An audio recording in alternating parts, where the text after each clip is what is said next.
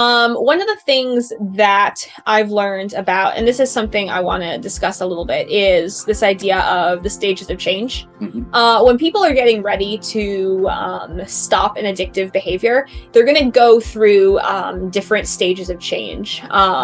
They studied this. I want to say the two guys, their names were Prochaska and DiClemente, and they studied a bunch of people who were quitting smoking, and they found that they went through kind of similar to the stages of grief, but it's the stages of change, where when you're first preparing to make a change, you're in the state that we call pre-contemplation, it might be denial.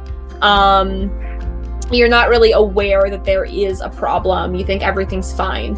And as you move out of pre-contemplation, you get into contemplation.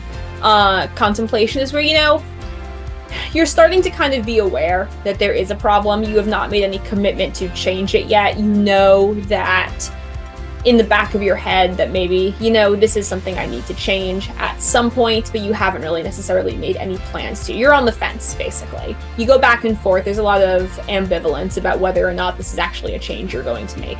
But after contemplation, you'll move into preparation, where you've set a quit date. You are taking the steps to actively make the change. You haven't necessarily made the change yet, but it's something you're committed to.